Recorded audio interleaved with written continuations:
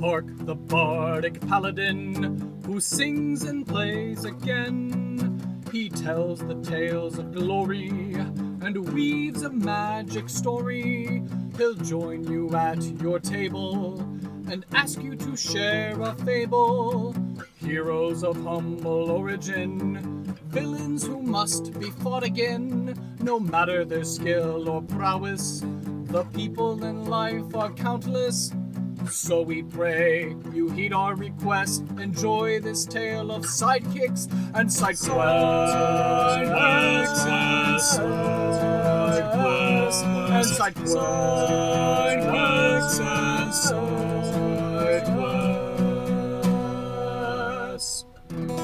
Episode 146, Einon, the Dragonborn Minstrel.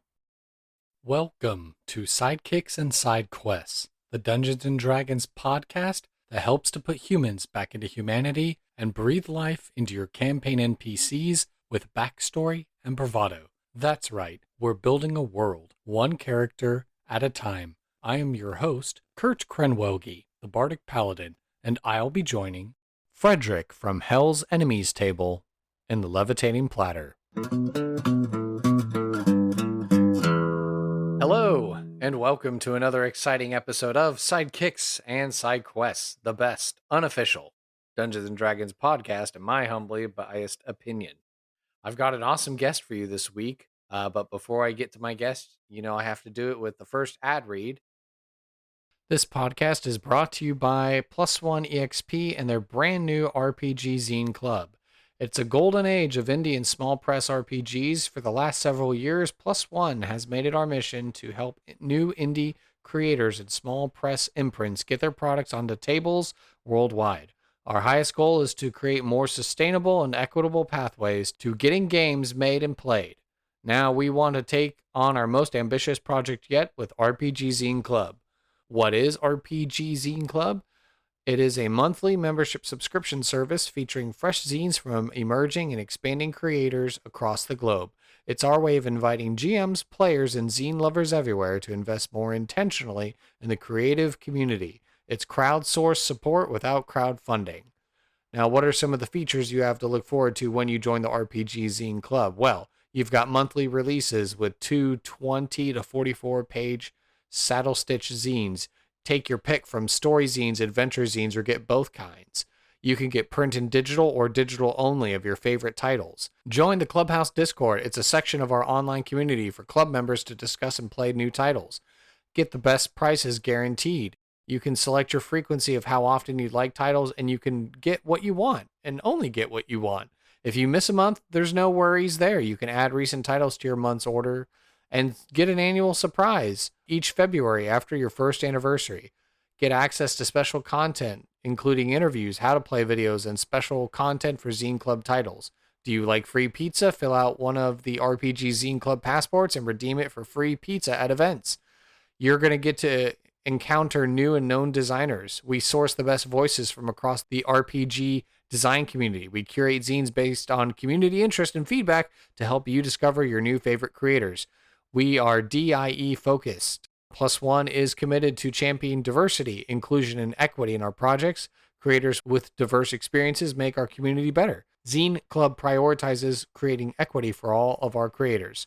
And it's more than a purchase. Your subscriptions will let us invest more heavily in our print partners and provide them with potentially life-changing support by consolidating scores or hundreds of purchases as the club grows. So, if you want more details, please be sure to go to the website rpgzine.club, and this all can be found also by going to the website plus1exp.com. On that website, if you're making a purchase for a beard balm, a lip balm, beard RPG, or whatnot, and you're looking for a code to use at checkout, be sure to use the code Randolph, RANDOLPH, and save some coin on your purchase. Again, the website to get the discounts from me and provide a kickback to me to help support the podcast would be plus1exp.com with code Randolph. And be sure to go and check out the brand new rpgzine.club. All right. And without further ado, I turn the microphone over to my guest and I ask, hello, mystery contestant. Would you care to introduce yourself? Tell us who it is that you are and what is it that you do? Well, my name is Frederick. I am a musician. And I also self-published a card game called Dragon Vault. So yeah, I'd say some people may know me from the Dragon Father. That's my fantasy music, and I also make extreme metal and solo project called Hell's Enemy. I'm happy that you invited me onto this, and I'm looking forward to getting started here. Yeah, of course. That's how I first found out about you was the solo music project for Hell's Hmm. Enemy, and I was like, "What is this?" And Oh, you have the Book of Revelations imagery of the Lamb of God with like seven eyes and seven horns, and you think like, what is this? And then finding out and learning about your personal story and journey, it's like, oh, this is actually like the most cool thing I've ever seen on Instagram in a while. So that's what got me to follow, and then seeing all the related projects, I was like, "Oh, I see he developed his own card game. That's really cool." And you've got your own fantasy music that you compose as well, and that seems to also be very popular online. So, I don't know, are you able to kind of like walk me through the different music projects a little bit and the card game? I admit I'm a noob when it comes to Instagram because I avoided it for so long, and I only just got an Instagram for the podcast like in March of 2023. So I'm still playing like a lot of catch up as sure. it with Instagram. It's very easy for people to just make a bunch of duplicate Instagram accounts because it's like, "Oh, I just want to like pump up the views and I want to like game the algorithm so I like cast the widest net possible for someone to like get eyes on whatever project it is that I have." But genuinely, I think it probably makes sense to differentiate so it's not like here's Frederick's account, but like there's like five different things going on and people don't have any Right. sense of what's going on. I mean, that's true. When it comes to social media, everything is so finely tuned. There's so many niches, and usually people want their feed to be about very specific things. And Mhm. so, on the one hand, I thought, oh, it's just me, right? And everything I'm doing. That doesn't seem to really work with apps like Instagram. It seems like the algorithms and everything they reward staying in your lane. So the downside of that is me having 72 accounts because then I got to make a new account for everything that I do, and I try I try to stay busy and I have lots of ideas. So Yeah. sometimes people say, "Yeah, Frederick, I don't know how to keep up with all your accounts, man." And I tell them, I sometimes forget what accounts I have as well. So I don't blame people for having trouble figuring out what all I'm doing, but Yeah. the card game is probably honestly what started this whole thing. And that Okay. was around 2019. So I was working as a cell phone salesman and for T-Mobile. And I remember having this epiphany. Once I hit my late 20s, it seems to be like that's when I gained consciousness. The years before that seem a bit like a dream. And I remember having this thought, what am I doing? I should do something cool. I don't know what, but I need to figure out some project, something to work on besides wake up, go to work, go to bed, wake up, go to work. I mean, I was working for a while there, 6 days a week, and it seemed like it was just work was my only existence. Mhm. So I wanted to kind of reconnect to my humanity and rediscover it somehow. And when I was young, I had made quite a few card games, never finished any of them. But I thought maybe I'll make a game like I used to when I was in middle school. Mhm. And so I came up with this concept, which later became Dragon Vault. And that was in 2019. And it was kind of like this dungeon crawl with Russian roulette elements. I like the idea of not knowing what you're going to pull, and it could be something super devastating, but then having ways to get out of it somehow. So that kind of developed into the whole you pull dragons out of the deck, but you can pay them off with treasure. So it's almost like you're dreading the draw, but you do have means at your disposal to get out of the encounters. And there's traps, and there's good encounters too, like a Jinn and a Valkyrie. And you basically move through this deck collecting treasure and Mhm. hiring mercenaries with that treasure to smack other people on the table. So it's a friendship straining experience. But I'm here for the drama, man. So anyway, that's what started it, 2019, and I just had a home printed deck that I was taking and playtesting the game at barbecues and stuff. I wasn't sure if it was going to really go anywhere at that time. Mhm. I ended up meeting with my cousin, and he loved the idea, and he decided he wanted to invest to see if we could get the game actually made. Um, and so that's how it actually got self-published, was because of my cousin, because I didn't have. It's an expensive. Hiring artists is expensive, man. Way more expensive than I could have ever done. So I'm very grateful to my cousin Daniel for doing that, because he believed in the game. So that was around early 2020 when we actually had the game made. And then COVID happened, and everything shut Right. down, and we had to deal with all these things, the shipments getting stuck. Do you remember when there was those big ships that were stuck in LA for like months? Do you remember that? That might have been Uh, 2021, because I think it was our second shipment. Well, our games got stuck. Everyone remembers the Suez Canal getting stuck. That's for sure. The Right. big ship that was like, Oh, yeah. let me turn sideways for some reason. Yeah, yeah. It wasn't that, but Why, hey, bro, hold my beer. Watch me do this. right. Yeah. That's cool to hear about Dragon Vault. Your cousin helping out to do the game. The only other experience I know with guests of the podcast who've like made a card game specifically, our good friends, the Five Sided Fates, Hmm. developed a game called Speedy RPG that I know they were doing like they did a Kickstarter for it and they like demoed it and played it at the Fate Con that we went to last spring. Hmm. So I haven't had an opportunity to play that one myself, but I see the art again that comes from the Dragon Vault card game Instagram account. So when you're saying like, "Oh man, it cost a lot for the art," I was like, "Yeah, I can believe it," because it's like this is like high quality, good art. It's not any of the AI prompt generated sort of garbage fed stuff. It's like you could tell like a Right. real person sat down and worked on it. Well, that wasn't even available back then. Right, that's true. Yeah, or if it was like in a very like proto early stage where Oh, maybe everyone there. just sort Yeah, of laughed at it. Yeah. sure. Because this was 2020 when we were going through the art. But yeah, his art's great. And he's a friend of mine. He lives in Cape Town, South Africa, and Ooh. he does mainly World of Warcraft art. And so I reached out to Okay. him because I his style was very.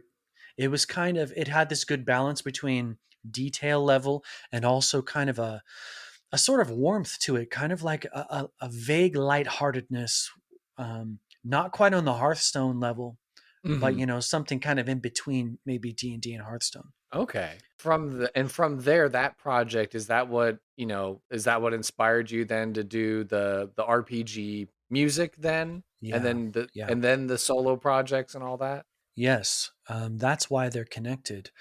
I wanted to make some music that would pair well with the game. So I started making some tavern music and other stuff. And then that branched off into all different types of moods and themes, because my brain loves to imagine different locations and different scenarios when I'm composing music. So it branched off well beyond just this is fun music for playing the game. It kind of turned into something else. Mhm. And then that turned into me making some metal, going back, because metal is my roots. I've played in a metal band since I was 15, but it'd been a few years, and I thought, well, I'm composing music as a solo artist. Maybe I can make my own metal music too.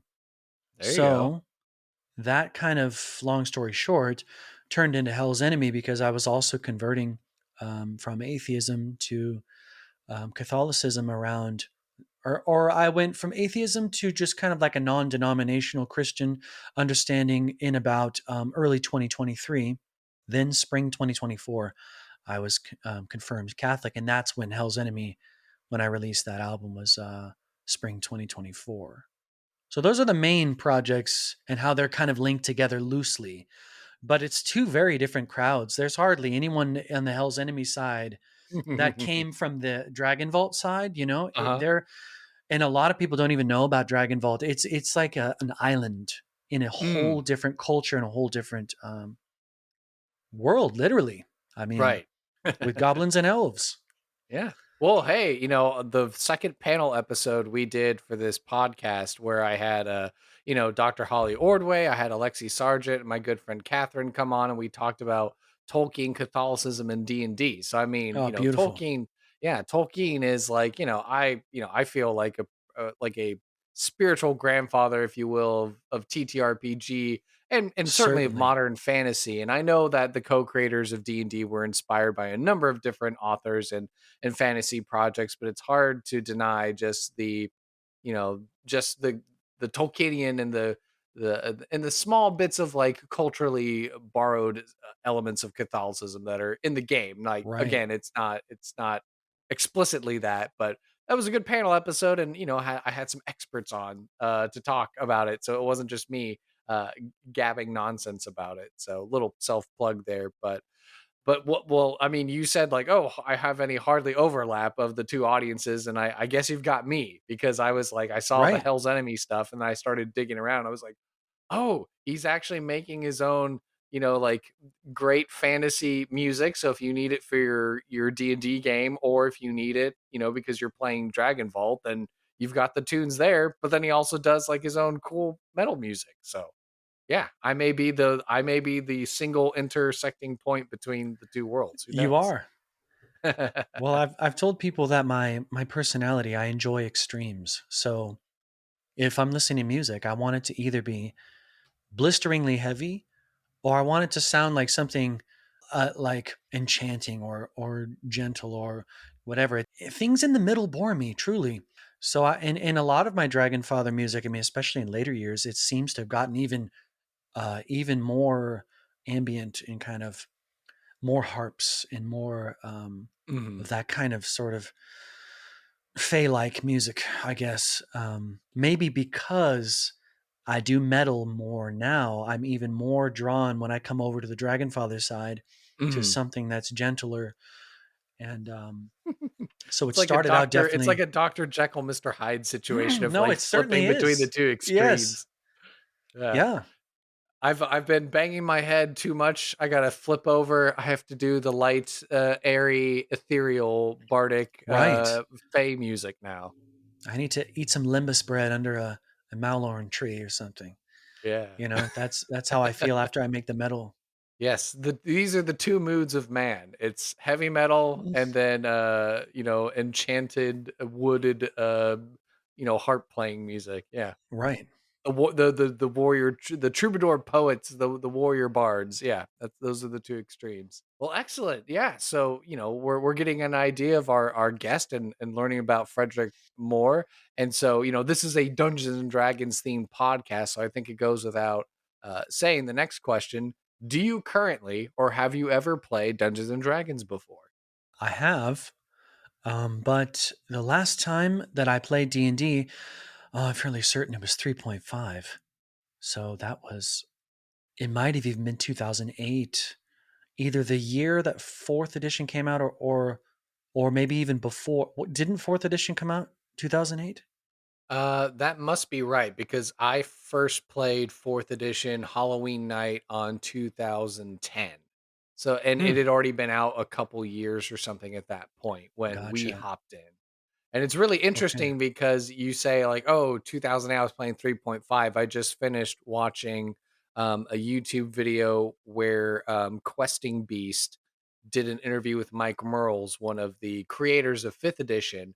And so that was a really interesting interview where he talked about like, the motivating factors into going to making the game and his thoughts and opinions as to like how the game currently is now.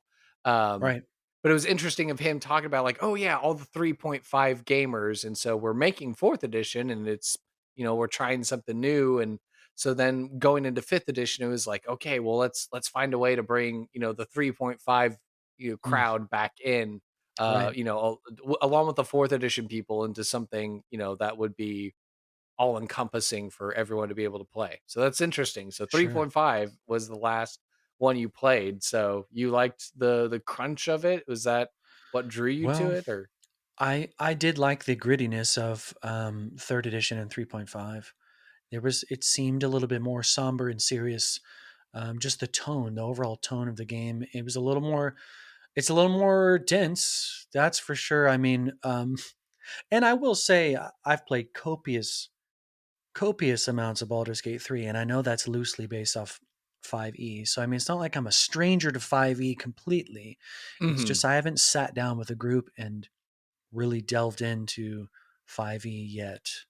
I'm not sure if I will or when. Is that something you'd be open to? Um, well, Like if a table invited you or you looked in your local area and you were like, "Hey, I want to hop in a game." Like, do you think that's something um, that you'd do? I'm going to be entirely honest. Probably not in this season of life, just because my day, I don't have time. I mean, between balancing the projects of Dragonfather and Hell's Enemy and trying to keep my game afloat, and I'm working on another game that no one really Ooh. knows about yet. But yeah, I will mention there's a new game that's been in the works. I haven't posted anything about it, but there's that project is kind of in the very early stages of Mm. development.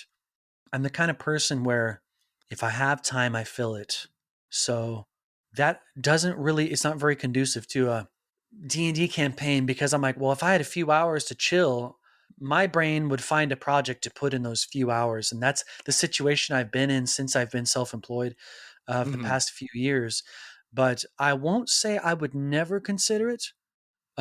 But I will say that it would have to be in person because I miss gaming at the table, man. There's just something about I love Tabletop Simulator. It's a gift, especially for Mhm. playtesting. Absolutely love it. Whoever the developers are of that, thank you. Mhm. But there's something about rolling real dice on a real table, Yeah. especially if it's a little bit dimly lit and we maybe some ambient music, you know what I mean? Like we've got Yeah. some drinks. It would have to be experienced like that, I think, in person. I don't think I would do I know people do D&D on Zoom and stuff like that.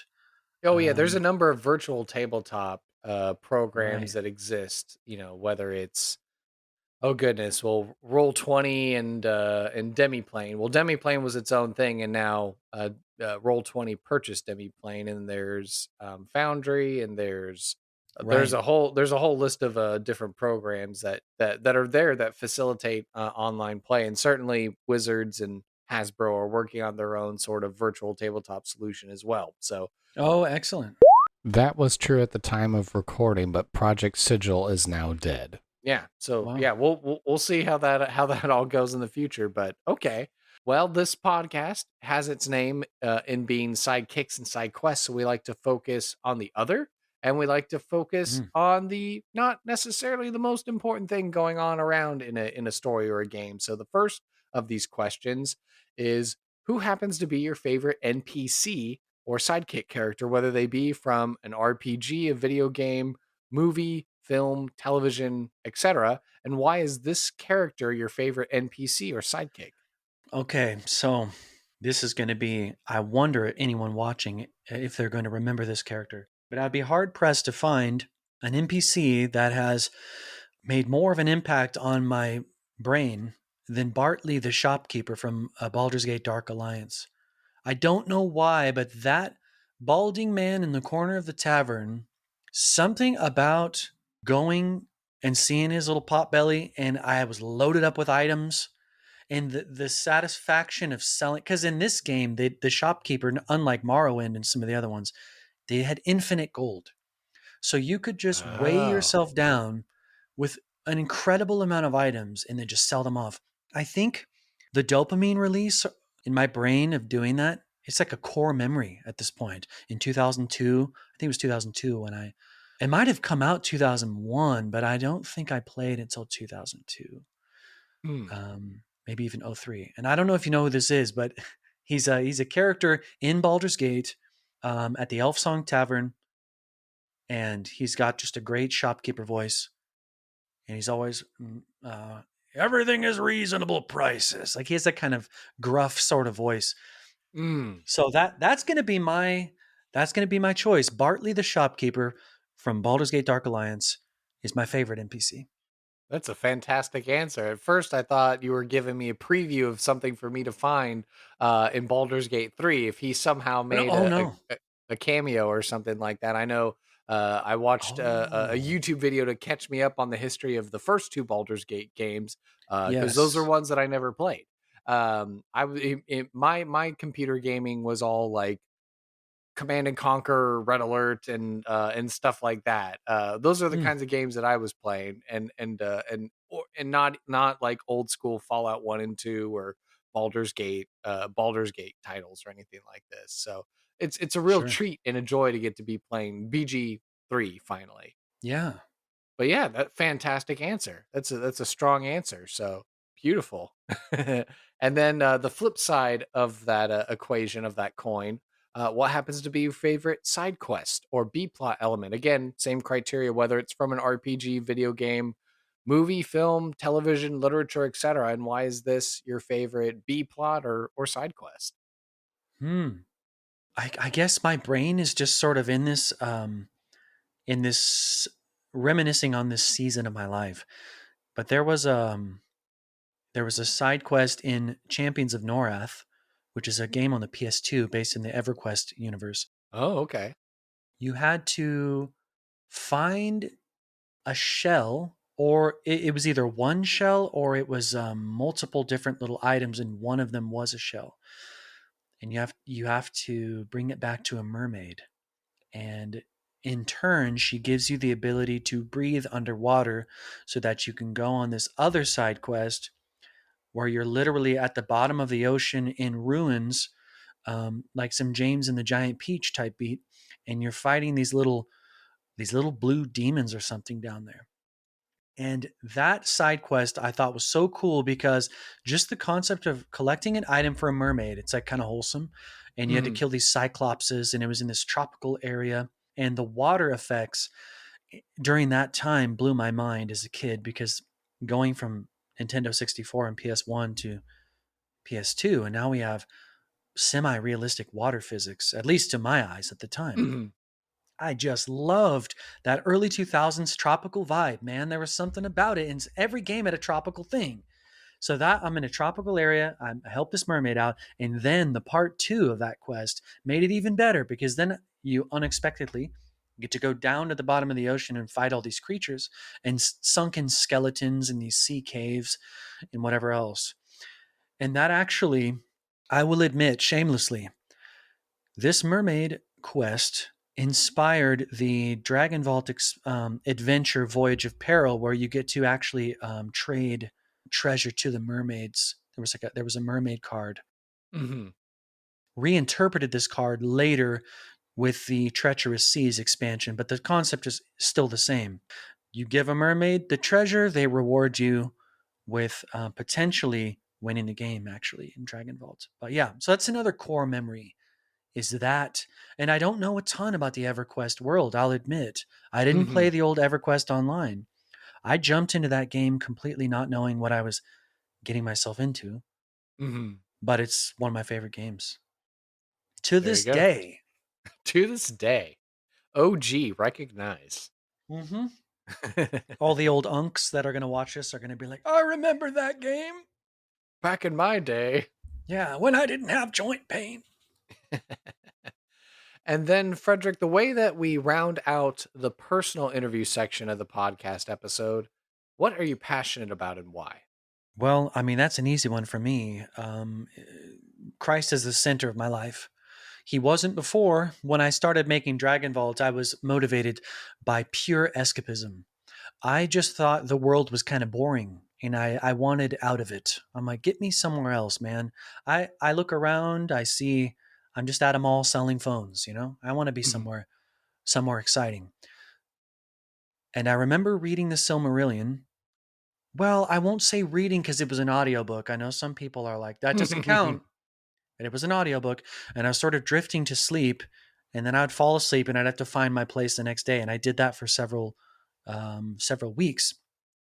And that made me really think about heaven and the possibility of being in another world that was more home than the world that I live in now. And I remember being shook to the core by Tolkien's descriptions of Eldamar and the blessed land, and how the elves lived there, and they were always making things and crafting beauty. And I don't know, man, that's one of the things that tilted me toward Catholicism, was that book. I remember just feeling like I need to be there wherever this is.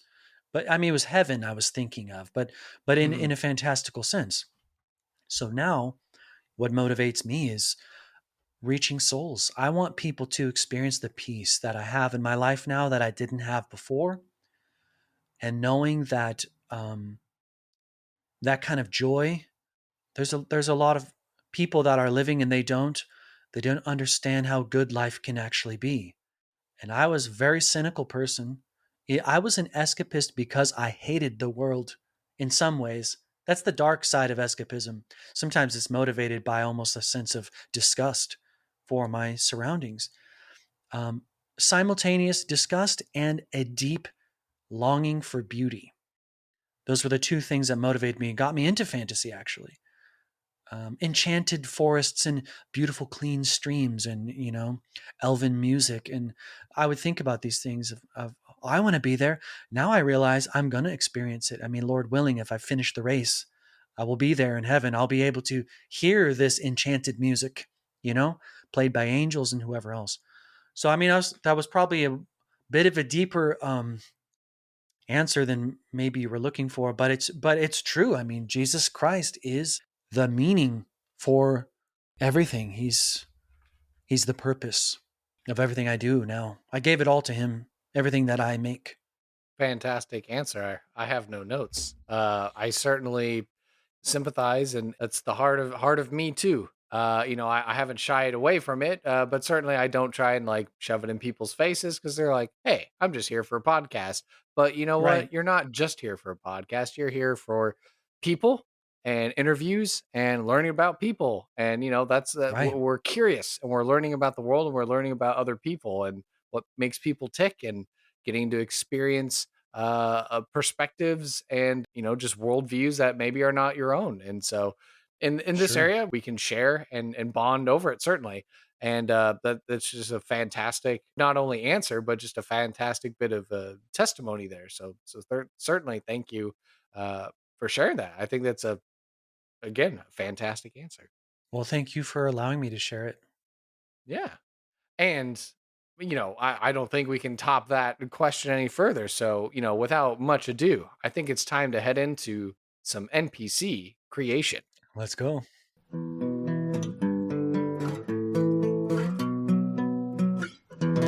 And NPC creation is brought to you by you, the podcast audience, and our patrons from Patreon.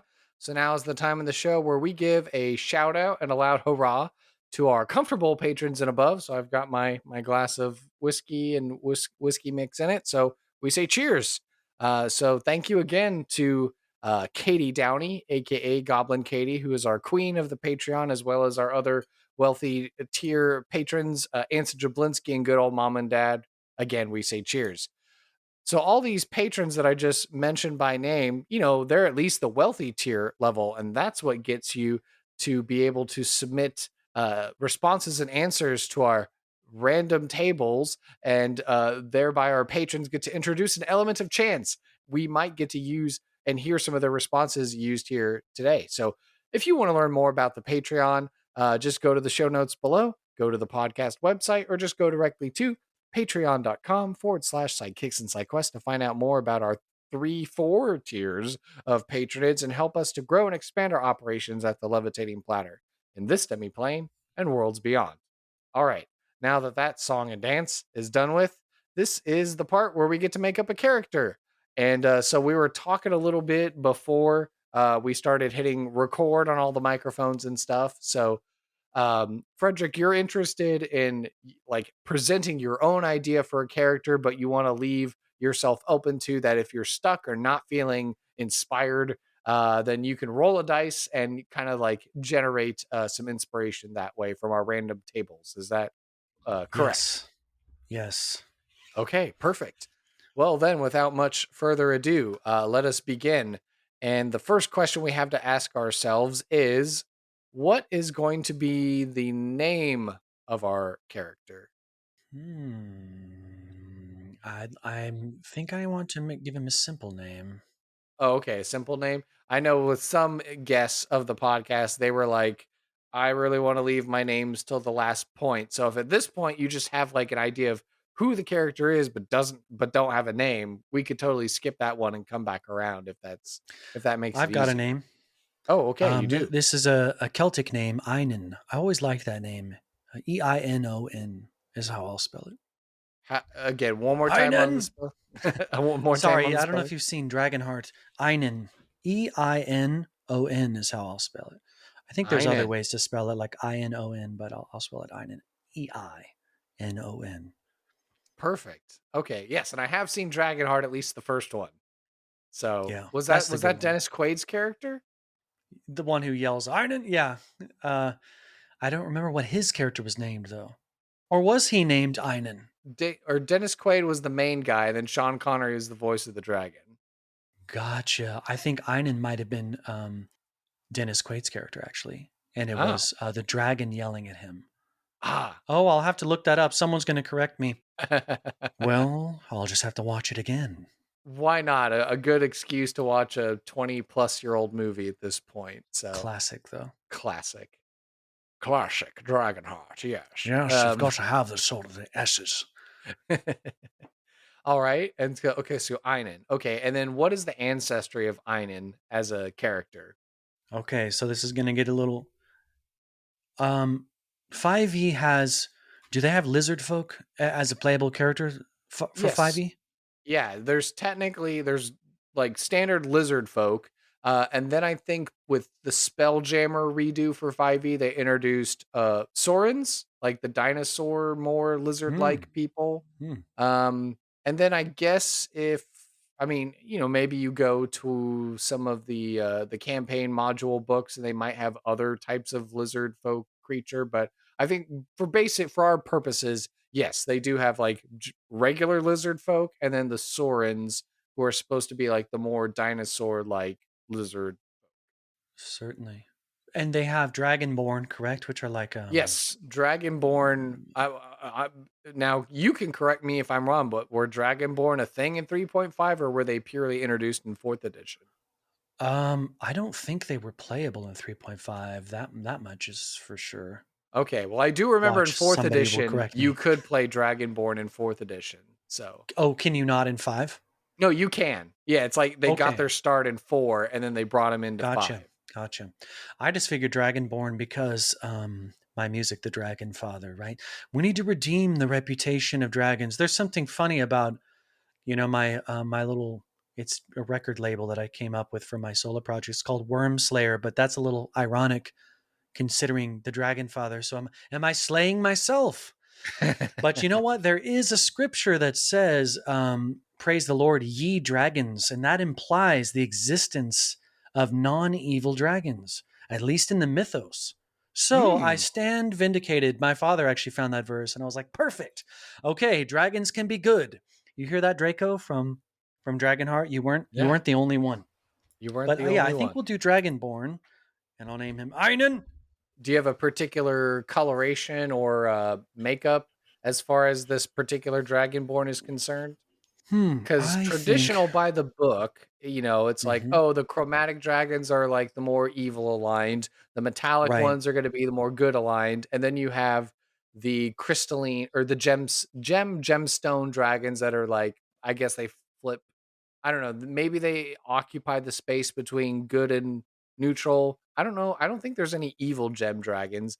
And then, of course, you have like with Spelljammer, at least I remember, there's like solar and lunar.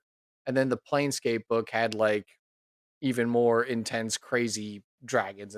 I don't know. So whatever flavor of Dragonborn you think your Dragonborn Einon is descended from. I think I'm going to do bronze. Ooh, bronze. Yeah, nice. I'll do a bronze dragon. Okay, bronze Dragonborn. Yeah, there we go. And I know some people like to make a big debate or not like that, but tail or no tail? Oh, tail, yeah, okay. Like an Argonian. Okay, perfect. And then let's see, what is the job or role in society that Einon, the bronze Dragonborn, has? Role in society. If you need to roll randomly to maybe get an idea, you could roll a D10 and maybe see what... That one could be fun to roll for, I think. Yeah, okay. Let me consult the D10. Okay, let's do it. I rolled a 3. 3. Ooh, okay. Your answer was provided by previous guest, Adam Bradford, the architect of D&D Beyond, Minstrel. Oh, that's funny. Okay. Oh Yeah. wow, So it's meant to I be, bro. it was meant to be. The dice speaketh, and so saith. They do. Perfect. I thought that that would be his character class, so I was going to wait to tell you my idea about him being a bard, but I guess he is what his occupation is. He was lucky enough to get Yeah. his dream job, I guess. Perfect. And then let's see, what's the age range of the character? You can roll this randomly as well to get like a rough range, or do you have like a like Mm, Einon's this old? no, I don't have a an age. Would it be D10 or 20 or how would we do this? It would be a D8 for the particular D8. category range. Okay, we'll do that. That is a 1. Is he going to come out a toddler now? Oh, well, a one would be child age. So do you feel like Einon is a child minstrel? You know what? I'm going to go with that. You're gonna go Yeah, with I that. think that'd be. It depends on child. Are we talking like a 4-year-old or maybe youth? I mean, child. I mean, because a two would have been a teenager. So whatever a child is considered for a Oh, dragonborn, no, no, no, no, no. you want to Let's bump re-roll, him up. or you want to bump him Yeah, up? I'll re-roll. We'll do one more re-roll. If it turns out child again, we're gonna run with it. Okay. Okay, we'll give the dice the ability to speak for themselves. I just rolled off the table. 3. Okay, that's a young adult. Okay, perfect. So a young adult bronze dragonborn named Einon, who's a minstrel. That's what we have so far. There And we with go. those details in mind, now we come to the question: describe the physical appearance of Einon. So when we're picturing this bronze dragonborn minstrel, young adult named Einon, what are we going to see? Well, I had this image in my head of we know dragons have claws. So, Hmm. in order to use his instrument, he's going to have to file down his claws. I thought that would be hilarious. I had this picture of a bard, a dragon bard with these blunted nails because he's trying to pluck the strings and actually do the chord configurations.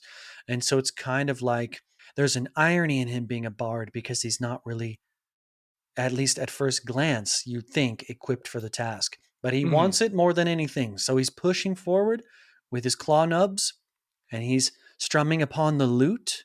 And maybe he doesn't even have lips. I don't know if Dragonborns technically have lips or not.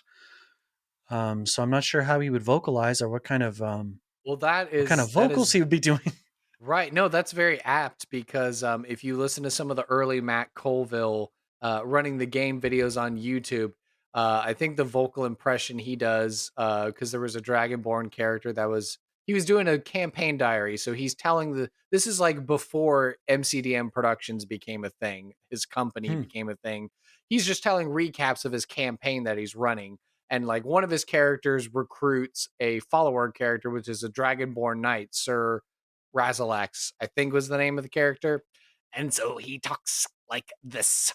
And Ah, his reasoning, because he's a writer, and he's like, well, Dragonborn don't have lips, so they got to talk like in a real weird sort of a way, like I am a dragon knight. So if you feel like that inspires you, or if you saw the D&D movie, they did very good practical effects with an actual like animatronic dragonborn head, and as far as I can tell with that, they seem to be able to talk normally as well. So it depends on which extreme you want to take of like, oh, they have to vocalize differently because of no lips, or hey, yeah, I it's like that magic and idea. they just, because they're descended from dragons, they just can magically make whatever sounds they want. Telepathic singing. No, I like the idea of him attempting to vocalize, and he's got his claws shaved down, and he's just living his best life as a dragonborn bard. And somehow he caught a gig doing this, and that's kind of become his personality in a sense. Now, physically, I'm not sure. Um, I'm not sure if I've imagined any distinctive characteristics. I mean, as far as horn shapes, I do, because horn shapes are specific to dragon breeds, right? Like horn configurations. That's a great question. If you want me to, I can just I pull don't up a remember whole, bronze having. yeah, Dragonborn 5e. Just read up a little quick thing on the old Forgotten Realms wiki, There we go. seeing if it has anything to say about their descriptions. Dun-dun-dun-dun-dun-dun. standing on average 6 feet 2 inches to 6 foot 8, impressively tall, heavy weight to match, commonly possessing a weight of 220 to 320 pounds, and feet ended with three strong talon-like claws, with the fourth claw in the back.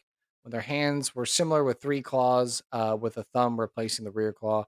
Dragonborn's head featured a blunt snout, a strong brow, and reptilian frills on the cheeks and ears. Mm-hmm. On the back of the head, a crest of horn-like scales formed what resembled a mess of ropey hair. Dragonborn eyes usually red or golden hue, few rare individuals born with tails, but this was seen as a deformity by most Dragonborn if you accept the lore as written. Oh, okay. No, that's perfect. He's a deformed dragonborn with with the tail, shaved down claws, and he's living his best life as a bard. And my question to you, I mean, I'm like an okay, you could in the background of our call, you can see I've got like some instruments up on the wall. Like I'm pretty Right. mediocrely okay. And you are obviously my superior when it comes to playing like a stringed instrument. But my understanding or thinking is like, couldn't he use his claws as like picks instead of having to like actually get a pick to play with his hands? He could just have like one or two of his claw or like one of his claws or something like that, like fashioned in such a way that it makes it easier for him to be able to play? Or is it like, Right. That no, was he my has to thought. shave down all of his talons or his claws? It depends on how long and how curved the claws are. I was thinking with his picking hand, he would only blunt them slightly.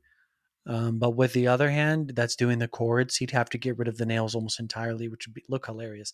The thought Mm, of a dragon with one nub hand and then one clawed hand, mm, it's like an extreme version of those classical guitar players when they have the long nails on the one hand.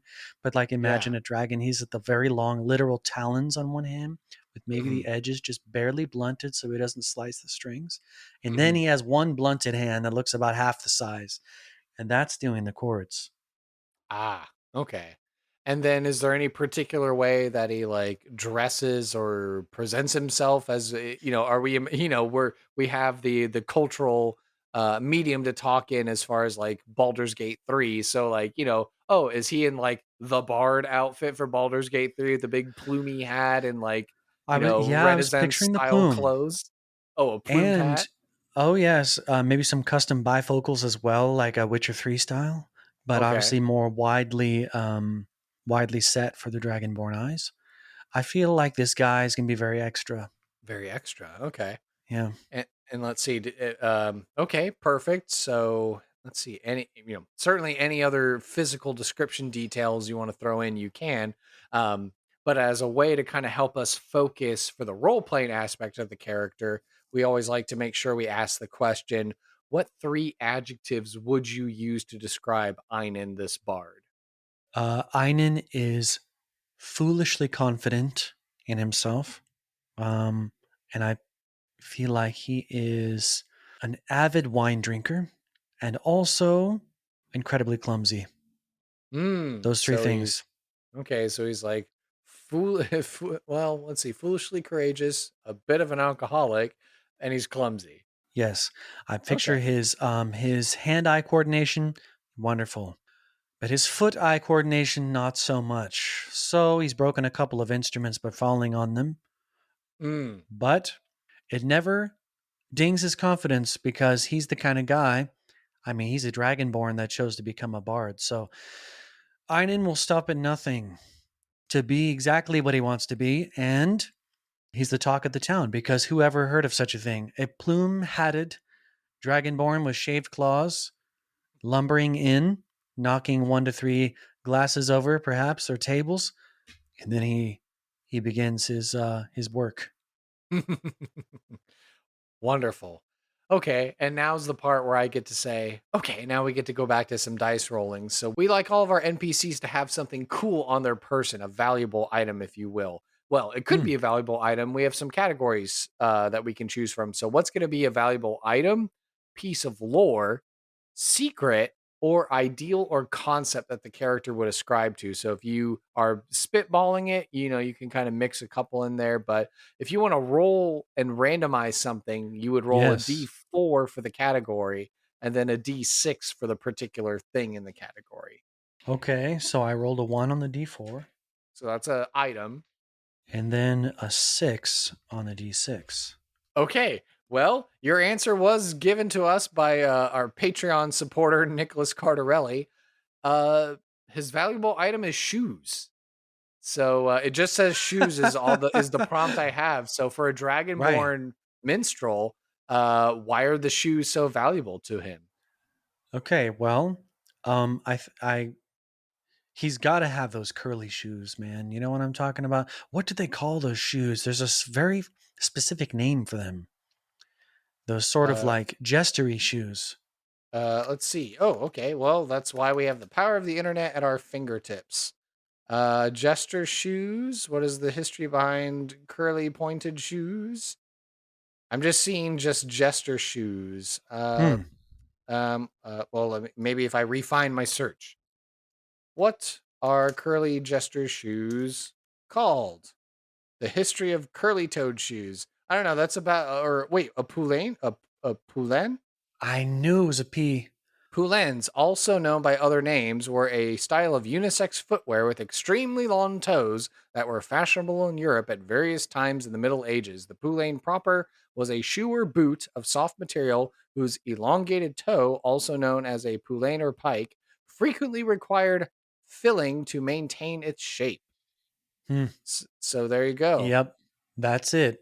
We're going to have although interestingly enough, again, this is from the Wikipedia page, but interestingly enough, in our shared Catholicism here, poulains were periodically condemned by Christian writers of the time as demonic or vain. Kings of the area variously taxed them as luxuries, restricted their use to the nobility, or outright banned them. So that's funny. There you go. A little bit of real world lore. I picture his back claw pokes out the back. Of these fancy shoes. And I think he believes these shoes are enchanted to help him with his balance issues. Now, everyone else says they're not really working. And he says, you should see me when I don't have these on. So we'll never really know actually how bad it can be because he's always wearing his enchanted pouillons or whatever they were called. Sounds like some French mischief. Yeah. Poulains. Yeah. Poulains. Well, I know living here in Texas, being so close to a number of Mexican, Central American styles of music and dress and culture, you'll have the cowboy boots that also have the same thing where they're the very long pointed. So part of me also imagined that, like they're these fancy shoes or fancy boots. And then, like you said, his claws are poking out the back. And he's like, look at me. I'm like this. I'm this minstrel. I'm this musician. Some people maybe even call him a jester because he's got this big plumy hat and he looks sort of ridiculous. He's not like a little goblin like a jester. He's like a big buffoon sort of a looking guy, maybe to some people. But I picture he has no sense of humor at all. So it just he's one of those guys. No, it doesn't translate at all.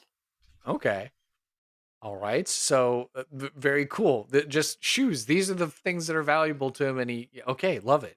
And then let's see, we want all of our NPCs to be able to offer up side quests for when they encounter heroes or player characters in our game. So what is a quest that Einon would be willing to recruit or hire player characters to go and do on his behalf? If you have an idea, you can lay it out on us. Or if you'd like to roll on the table and see what you get, the last dice to roll would be a D12. I mean, I'm having quite a lot of fun with the rolling, I won't lie. And it's sort of extrapolating on that. Yeah, for sure. Go for it. You just roll a D12. See what we get. Pulled the library of dice. I should have just pulled them all out at once. It's kind of funny. That was a 7. Ooh, a 7. Okay. All right. Well, you let me know if you think this works. This was submitted by our previous guest, Scarlet64.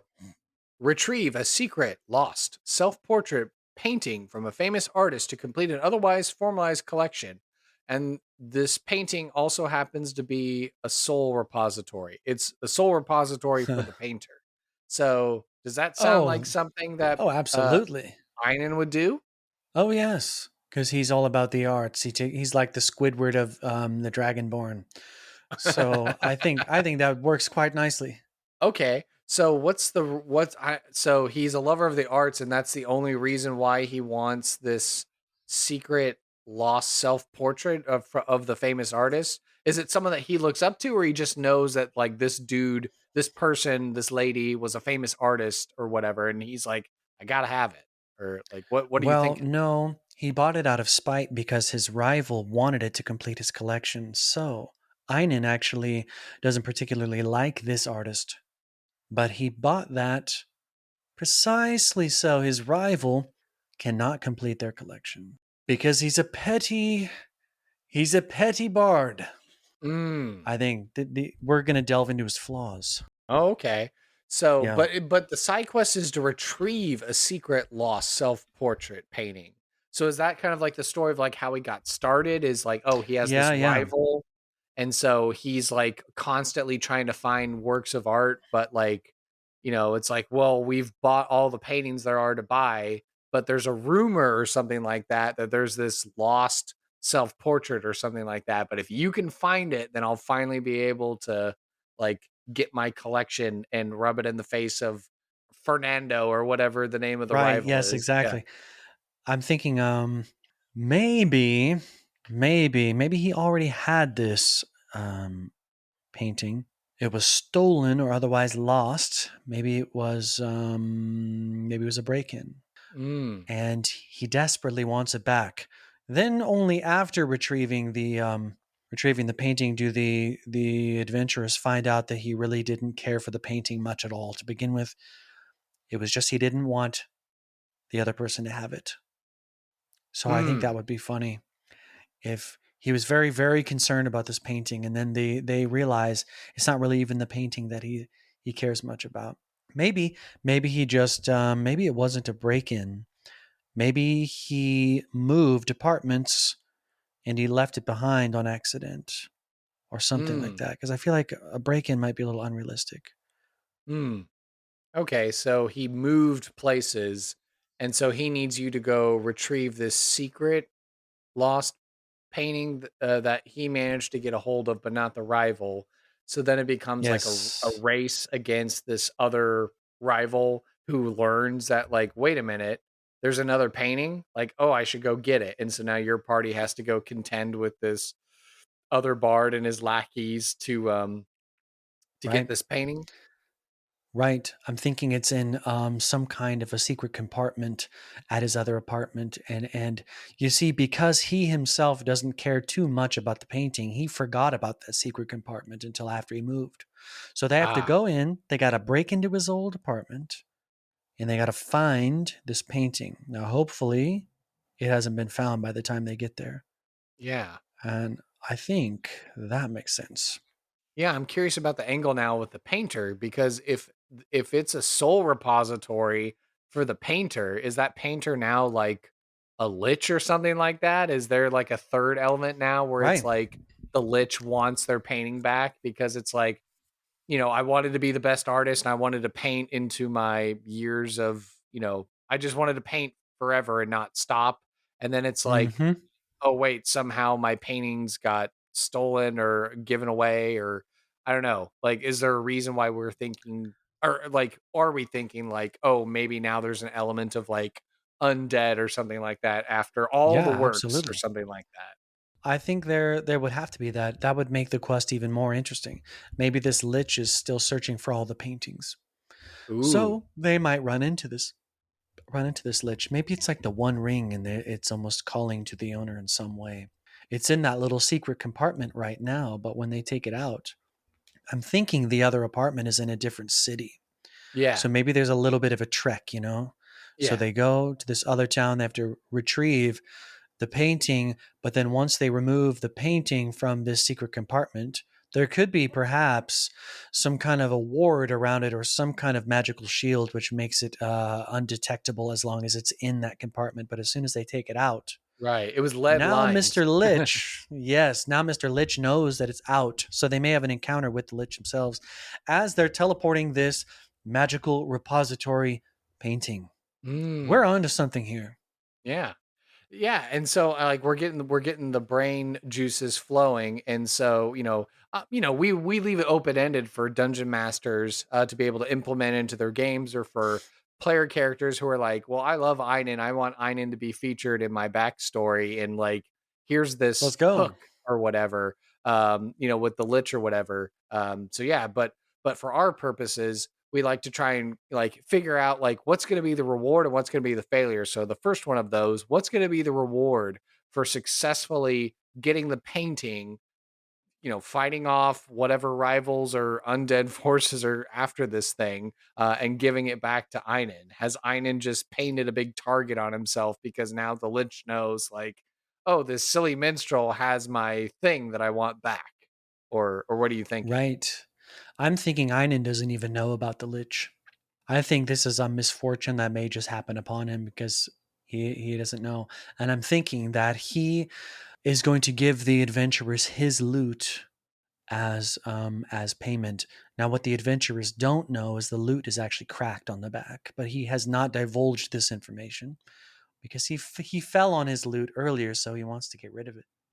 So he's giving them a cracked loot as payment for their quest, but they don't know that yet. Ah, They're gonna and hate Einon. They're gonna be like, I don't want him in this quest. The most unlikable. yeah, they're going to go back to give him a piece of their mind, and that's when he's going to be beset by agents of the Lich that want the painting back, Yes. and that spurs on this whole adventure with, like, going after the Lich now or whatever. That's like, finally the painting, now I can begin my conquest of the world because this is the one thing I was waiting for or whatever. That'd Yep. be kind of funny. Okay, all right, so just a cracked loot, no money, no nothing else. Nope. Because that loot, I'm thinking that loot is the loot upon which he composed his famous his most famous work upon the loot.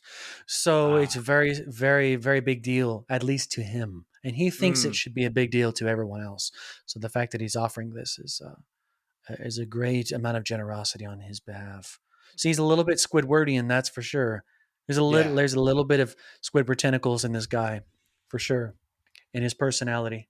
Yeah, I'm just trying to think of good reward. I mean, I guess it is funny to pull a quote unquote a fast one over on your players every now and again, not all the time. Oh yeah, Um but yeah, I'm wondering maybe if he's the kind of guy that would make up this big promise of like, "Oh yeah, I'll pay you whatever if you go get this painting in, like, the next city over that's going to be like 5 days ride away to this place." And then, after all of that turmoil and finally coming back, and they're like, "Great, you promised us like 500 gold, so can we have that now?" And he's like, "Here's this loot. It's worth 500 right, gold." right. But then Right. it's cracked. I think that's perfect. Yes, he would say, "Well, I haven't cheated you because of the value." And they'll say, "Well, how is this loot worth that?" And he said, "Don't you know I composed my famous work upon this loot?" So that's where the drama happens Mm, when he does not in fact offer them the gold liquid, but a loot which in his mind is a fair trade, but no one else's. okay. Which could certainly, prompt a new escalation, and Oh yeah. or, aligning themselves with the Lich in this case to be like, yeah, that guy was a real piece of work. Here you go. You can have him, Right. kind of a Let's thing. team up with the Lich now. And then, yeah. Okay, well then, now to examine this reward thing from the opposite lens. What's going to be the consequence of failure or refusing the call to the adventure? So this minstrel asks the party to go to this other city, which is however far away from the current location you're in now, to go Hmm. find this painting in a secret compartment and bring it back, and that triggers all the other stuff that's going to happen. But what's going to happen when the party says no, or they fail in some way, or what are going to be the consequences of that? Well, I'm thinking, obviously, if they don't agree, they miss out on a grand adventure. But if they agree and fail, maybe the getting into the secret compartment will be a whole challenge in itself. I think, obviously, dispelling magical traps and things of that nature that could end in death or dismemberment. And obviously, if the Lich catches up with them if they don't make the trip in time. If they're delayed, maybe some bandits show up, maybe there's trouble in the streets, something keeps them from getting back to Einon in time. Mhm. Then they run the risk of running into the Lich himself on the way. So that could also turn into something else. Yeah. An Yeah. encounter that before they ever get back. Yeah. And then, then it's a whole thing of like, well, do you give the Lich their painting back, or do you want to Right. give it to Einon?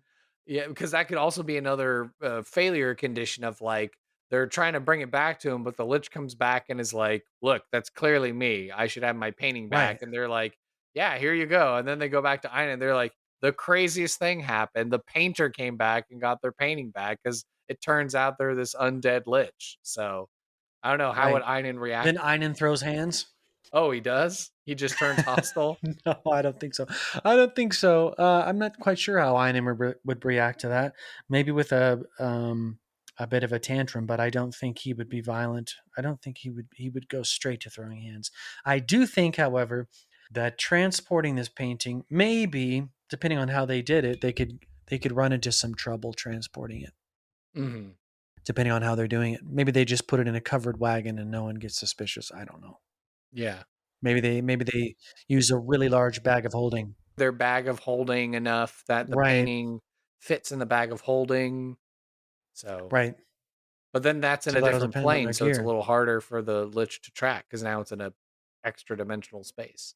That would be the smartest because maybe somebody upon inspecting the painting maybe suspects that there's something a bit dangerous about it. So using the bag of holding is going to be the move to Yeah. avoid detection. Yeah, it'd be a real Ghostbusters 2 situation with, like, the Carpathian guy, and there it's like this Yeah, self-portrait of the guy, and you're like, "He looks a little unsettling and creepy," and then it, like, moves or whatever, and you're like, "Oh, right. there's something The in the eyes painting." flash.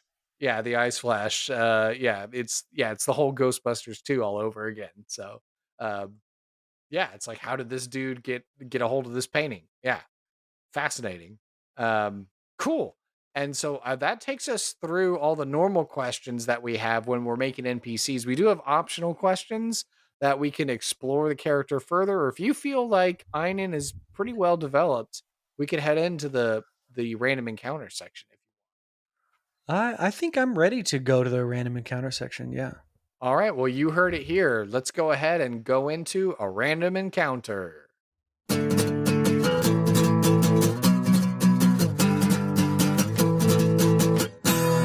This random encounter is brought to you by my sponsor, Zencastr.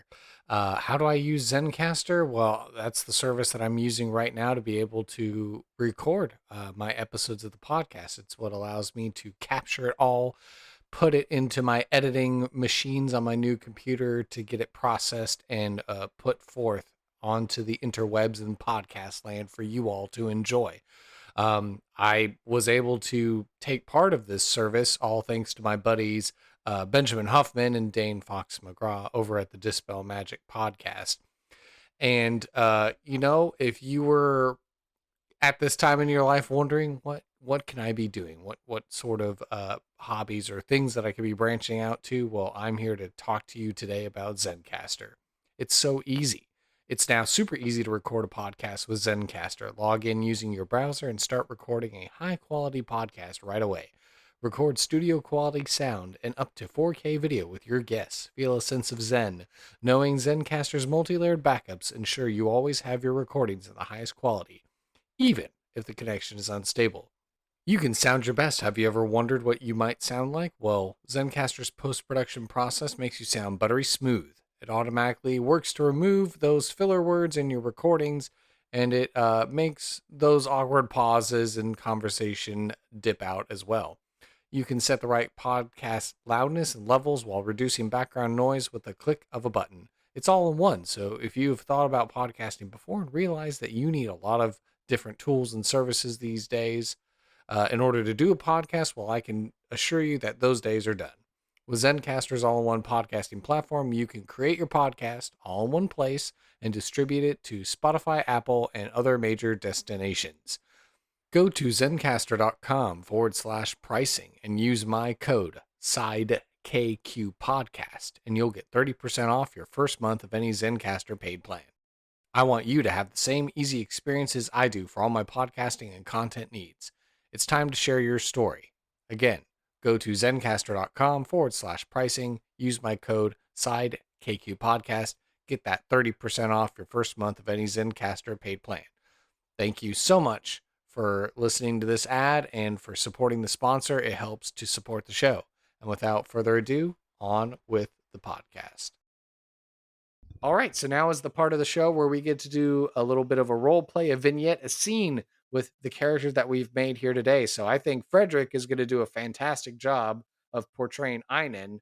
But the question becomes, who am I going to be in the scene? Am I going to be one of my podcast adventuring characters that's meeting Einon to get the side quest? Am I this purported rival, other bard minstrel of Einon that's like beginning this bidding war on all these paintings? Or is it I don't know, like what kind of scene are you interested in showcasing Einon off? Oh man. Maybe. So if it involves Einon directly, maybe it's a scene where he first comes across the painting. Because we want it to be. Oh, you said random encounters, so it doesn't really have to be Well, the random encounter is associated the with. clever name of the segment, but essentially it's like to kind of help put a bow on this NPC that we've made today to kind of like, we've discussed all the questions and stuff like that, but now let's put Right. like an actual context to the character. So, just thinking of ideas of like, how do you think we're going to best learn about Einon as a character? Are we going to meet him where he's giving this side quest to an adventurer character of the podcast? Or is it him talking with this other bard or something like that, or just a slice of life of Einon in like a standard tavern environment? I mean, it's whatever you feel like would serve the character the best. I think maybe knowing Einon, he's probably in a bit of trouble with the criminal undercity back at the city that he moved from. I'm Mm. thinking that he's not very good with his money, and maybe he took out a loan of some kind and he did not pay it back. So we're in a bit of a Han Solo situation with him, I think. And Okay. maybe when we meet Einon, maybe some of these guys catch up with him. Like he kind of moved all his things very quickly, forgot the painting, moved to this new town. But some of the guys from the old town have sniffed out where he moved to, and now they're confronting him and they want their money. Okay, so you want to do a scene where some criminals from the old town are coming around to like rough up Einon a little bit and like try and get their money or get something or something. Right. Okay. Well, would you like to set the scene, or would you care for me to set the scene? Why don't you set the scene and then we'll see where it goes from there. All right, so we open up on a tavern. It's a bawdy, raucousy place. It's the perfect sort of place that a young adult Dragonborn bard would be want to play. And it's he's got a little bit of time before his set's coming up. So there's a lovely lady that's singing arias right now, and she's got a little band accompanying her. And so you're just off in the Einon's off in the wings, like relaxing. Running through some scales, checking his arpeggios, making sure his instruments tune. And then he notices, like he's able to catch with this passive perception. There's like three dudes, like some thuggish looking guys. They're just kind of like staring him down. They're like cracking their knuckles. And the tallest one of them kind of motions for the other two to start heading over Einon's way. And so how does Einon react to this as he's waiting to perform, this lovely music and the scene's going on, but now these like three thugs are working to approach him. So we doing it straight up role playing, like we're coming in with voice lines and everything? Yeah. It's just you are Einon. So how would Einon Oh. react to the three thugs Oh, approaching I him? see. I think what Einon would do is treat them as fans. I think that he Uh-uh. would project and ask them if they were familiar with his work. I don't know how he would say it with the no lips. That's Familiar fine. with my work. I'm not sure, but I think that's how he would deflect, of course. And being a Dragonborn with one filed down hand, I mean, I think Einon's not difficult to spot with his plumage and his long shoes. So, unfortunately, his move didn't really do much for him Yeah. because he's the talk of the town. Yeah, so the lead of these guys is like, he's like kind of like a bruiser of a human man. I mean, there's a dwarven man, beefy sort of a guy. And then there's usually like a slinky guy to kind of like a average height slinky sort of a guy that kind of balances the other two out. So the leader, the big thug is like, "Hey, you know, what are you doing here, man? Boss man said you skipped town. You cleared out your apartment. You were quite comfortable living on our coin. You ran your bets in our pools. You drank our wine. You did all that, and your coffers are a little short. So boss man says you need to pay up." I think, gentlemen, as you know, I have a performance scheduled tonight, and I can assure you that my career is thriving. But unfortunately, I do not have the coin on me, but I will have it at the end of my tour, in the end of the year. Plus interest, of course.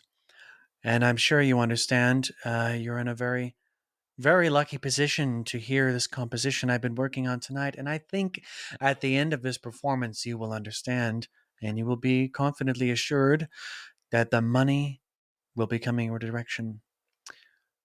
I think I think he would say something along those lines of maybe delaying the payment until the end of his big tour, which may or may not actually be happening.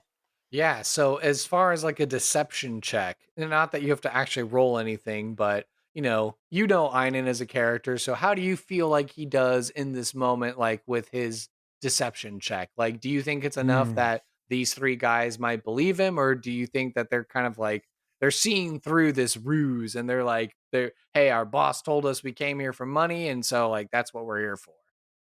I think I think it's possible because of his confidence he might be able to bluff.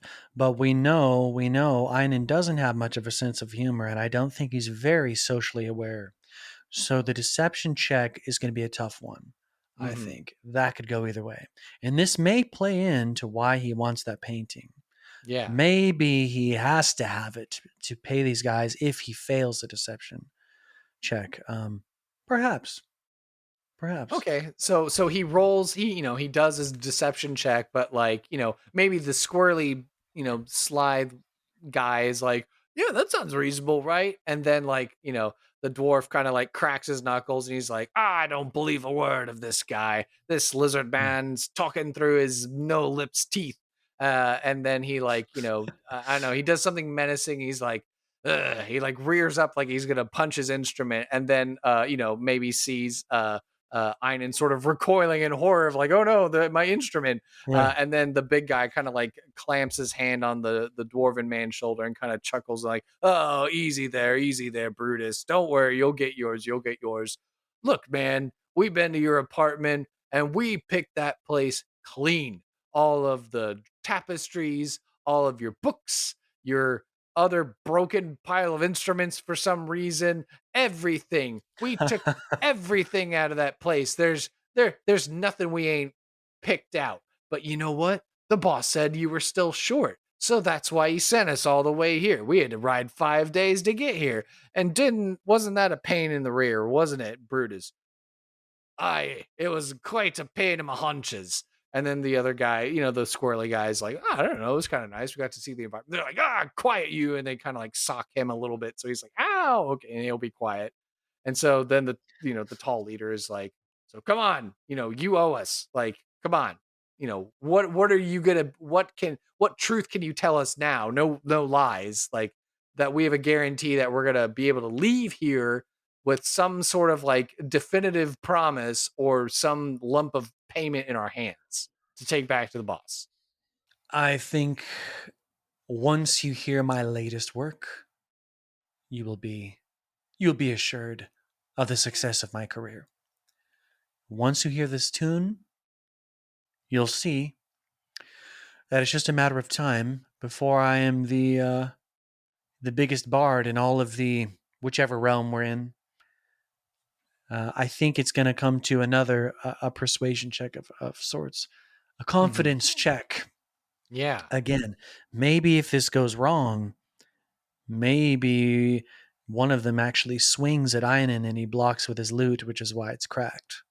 Yeah. Maybe. I think that's plausible. So like yeah, the dwarven man rears up and he's like, I've heard enough. I've heard enough crap. I've bigger loads of crap out of the cows. And he rears up to punch. And then Einon like holds up his lute and crack. It like cracks the back of it. Yep. And then the big guy like stops him. It's like, okay, come on. Like, okay, you feel good now? You're better now? And the dwarf's like, yeah, I'm gonna go get a drink. And so like he leaves to go to the bar. And then like the big menacing man will, like maybe he's about as tall as Einon is. And he just like very menacingly comes over, like clamps a hand down on the soldier on his shoulder and just like grips tighter and tighter to like sell his point. And he's like, I don't know why you think you can bluff your way through things. Obviously, you're not very good. Like, the only good thing you had worth taking were those paintings. I don't know, the weird things. I don't know. What's a dude like you doing with like these gothic-y postmodern, he uses like equivalent Yeah. terms to be like these gothic postmodern, what that doesn't just seem to fit your vibe. Like we took all those. Like, yeah, there was some other bard that like apparently was willing to pay us top dollar, pay us top gold for all those paintings. So we recuperated something, but you're so deep in the hole, man. Like it's not worth it lying to us. So like what what guarantee are you going to give me? We'll be in the audience, we'll be listening. So if you try and turn tail and run, well, I mean, you can see how tall I am. I'll be able to keep pace. So Right. maybe think on that. And then he like finishes the grip and he like elbow nudges the third guy to be like, come on, let's go. Like we delivered our message. And so Einon knows that like he needs to, he'll eventually have to like report to them and give them like his promise or payment or whatever it is. But like the three guys will now blend in back to the crowd because it's getting to be like a little maid of the tavern comes up and is like, oh, sir, Mr. Einon, yes, they're almost ready for you. And so now it's like this moment for Einon himself to like think his thoughts or gather himself before he'll go up on stage and the maid Right. leaves. So yeah, what's Einon thinking in this moment now that he's sort of had like this threatening, violent sort of intimidation against him? I think knowing Einon because of his foolhardiness and his ego that he genuinely thinks that he will convince these people with his music to give him the time. Who knows? Um, maybe he feels like they will be convinced of the promise of his career and will delay the beating long enough for him to kind of go on this tour that isn't actually a real tour and isn't happening. Hence why he needs the painting, the hidden painting. Yeah, do you think he's getting ideas in his head because of the thugs laying out like, "Oh yeah, we cleaned out your place." And is this maybe he has that spark, he has that memory that's like, "Wait a minute. No, they don't have all the paintings." Right. So maybe in a bind, he can offer that up. But I think that it will hinge upon his performance because maybe they'll be convinced enough in his mind. If he gives a good enough performance, they'll leave the tavern, and then he'll slink off. But yeah, I'm thinking maybe that's the justification for parting with his precious painting repository, only because the dire situation might outweigh his desire to spite his rival. Yeah. Those are my thoughts. And yeah, and so then without much ado, yeah, Einon takes the stage with his broken lute, and he'll begin to play his tune. And scene. So there we go. We've now seen Einon in action.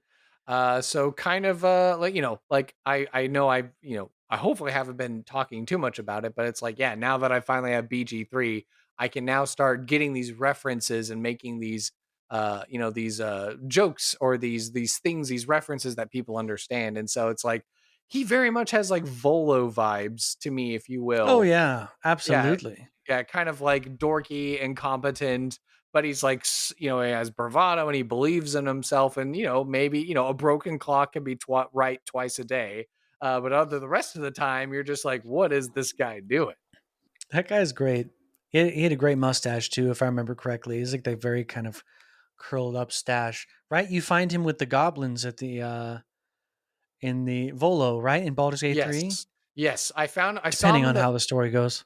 Right. No, I did meet him in the Emerald Grove first, and I had consumed an animal speaking potion. So he was interviewing a bear, and I could understand what the bear was saying. And then Right. like it would turn to Volo, and he'd be like, he's just drawing pictures of the bear mauling people and being mean. And the bear's like, I came here a long way. Like, why doesn't this guy understand what I'm telling him? It's like, oh, it's because Right. he doesn't speak bear.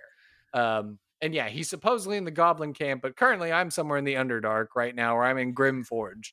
So Oh I'm yeah, dealing with classic. I'm dealing with all that. I'm trying to find the underground Underdark entrance to the Goblin camp because I thought, oh, I'll be like a commando and I'll just pop up and then I'll clear it out that way. But I may have to actually go back up to the surface and just stroll in through the front gates. So we'll see.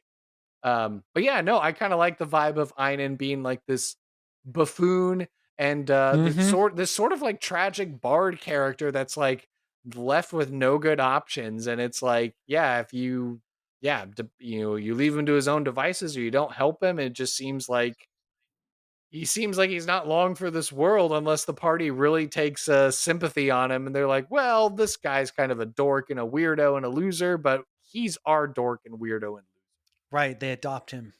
right. And then maybe he has his own redemption arc and he like actually gets good or something like that. Right. We can hope. Yeah, we can He hope. goes on his real tour one day. Yes. The real bard of the party takes the minstrel Einon under his wing and has him like as a bard in training or something. You could Right. adopt the MCDM strongholds and followers retainer rules. And so then he could be like a bard retainer. So he's not like a full-fledged bard NPC, but he's like like a D, well, he's a retainer, which is I run a game for a friend and we run it like very much like a JRPG style campaign over Google Docs back and forth. And so she has like her Final Fantasy party of like 5 characters, her 5 retainers Oh yeah. that follow her around. So she's a bard, and so she's able to like go into battle with all these people. And so it feels like she's playing like a big D&D game, but she's the only player. So it's kind of like a good way to I balance like things that. out with retainers. So maybe that's a way for you to be able to play. I know you said, "Hey, I'm busy and I'd rather like compose Elven Glade minstrel music, or I'd rather thrash my head and whip my hair around with headbanging for Oh, metal there for ain't the no hair, Lord." my boy. Oh, I got no hair. oh. Well, you put on a wig or something like that, a Halloween costume wig for the long hair or something like that. But Oh yeah, um, yeah. yeah, but maybe that's the way you play D&D is like, oh, I play by post or, just whenever I can correspondence or something like that. That might be a fun way to do it, but Hmm. enough prattling and rattling from me. This is the final thoughts section of the show where I ask you your opinions on your time here on the podcast and what it was like getting to be the character you made today. It was a lot of fun, man. I enjoyed it, and I think I enjoyed the blend of. I had a couple ideas that I brought to the table, but then the randomized element on top of that, Yeah. and kind of using that as a baseline, and then launching off into other things. I like having the dice rolling and how you had they were your patrons, right? Hmm. That had these different ideas. I thought that was great. So I really enjoyed that. Excellent. Yeah. Well, so we're here in the final moments of the show. So anything you've got to plug, or where can we find you on the social medias, and then any passions or causes we need to be made aware of? Feel free to let us know. If you're into If you look up the Dragon Father, look it up on Spotify because if you look up the Dragon Father on Instagram, it's going to be my old memes. I used to do Skyrim memes and stuff, and in some Arc memes. That's kind of what. And then I just ended up making the fantasy music, and I just took on that name, the Dragon Father, and released the music. So it's almost like it's two different things. So if you look up the Dragon Father on Instagram or TikTok, you'll see that old stuff. But if you look it up on Spotify, I think your D&D crowd especially will be drawn to that because I have quite a few playlists for different moods and scenarios, like combat music playlists, and you'll see them pinned there under the Dragon Father. And then if you're into, it's kind of like, it's not much like D&D or Magic. It's more of just a casual party game. Dragon Vault. Dragon Vault's like something for a barbecue, something very low, low maintenance, low. There's the rules fit on one card, so you can kind of just show up to a gathering and play a game in 15, 20 minutes, and probably closer 20, 30 actually, depending on if you have a full group. And if you have a 2-player game, you can do a 15-minute game probably. But if you have a handful of people, probably 20, 30. And it's a good warm-up. Some people do it as a mini game within D&D. They actually have it as a tavern mini game. And then they do it like session 0 or whatever. They'll weave it into their campaign, perhaps. So dragonvaultgame.com. Is where you can find the game, and I have the first deck, which is a standalone game. I have it discounted right now to $20, and it can be 8-player game, and you just need the deck and dice. So yeah, that's probably what I would. I don't have any causes or anything else to bring up. Hell's Enemy, if you're into some Oh metal yeah, if music. you're into Catholic death metal, absolutely, Hell's Enemy.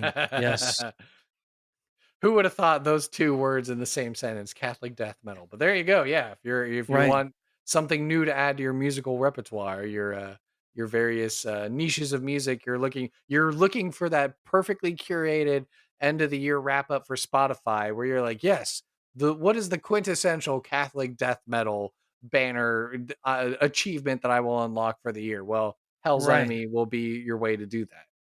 I like it. Perfect.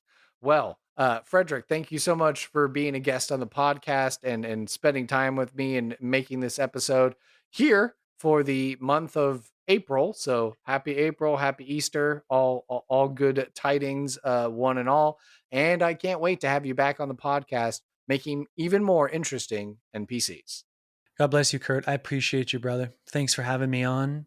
And I pray that your podcast continues to grow and that we see many, many other very interesting characters and people's D&D campaigns flourish with this creative energy that we're giving them, creative ideas. I like what you're doing, brother. Thank you for listening to this episode of Sidekicks and Side Quests. Be sure to subscribe to the podcast through Apple Podcasts, Google Play, Spotify, Amazon Music, Overcast, or YouTube, or feel free to save the RSS feed to use the app or player of your choice. Visit our website, sidekicksandsidequests.com, for links, write-ups of the NPCs, and to learn more about the show and the guests who have been on it. To stay up to date and interact via social media, you can follow the podcast on Facebook, Instagram/Threads, Twitter/X, and Reddit by searching for Side KQ Podcast. You can also find our small Discord community as well online. I would love to talk D&D and showcase your fan art, stories of how you used our NPCs, discussions, and commentary. And hey, if you'd like to hail the bard and send me a message, an email, you can do so by communicating with sidekicksandsidequests@gmail.com. To help this show be the resource it's meant to be, I ask that you leave a review on iTunes, 5 stars, please, to help spread the word and share our podcast with your friends and family. Whether you're a veteran player or an aspiring dungeon master, there's something here for everyone, and I want to hear about it. As mentioned in the NPC creations section of the podcast, I do in fact have a Patreon for Sidekicks and Sidequests. If you love this podcast and what we're trying to do here, I would appreciate it if you would just go to the website, patreon.com/sidekicks and sidequests. No matter your lifestyle expenses, we have wonderful rewards at every level of Patreon membership tier. Modest, comfortable, wealthy, and aristocratic accommodations await, and we welcome all patrons to the Levitating Platter. Seriously, your financial support allows for this passion project to continue to invest in itself through the tools that will take our production to the next level, as well as provide more content for our patrons and the community at large. Please consider supporting me on Patreon if you can. Sidekicks and Sidequests is unofficial fan content permitted under the fan content policy. Meaning I'm not approved or endorsed by Wizards. Portions of the materials used are property of Wizards of the Coast. Copyright Wizards of the Coast, LLC. Thank you for your support, and I'll see you at the pub next time. Bar to rock on 1, 2, 1, 2, 3, 4.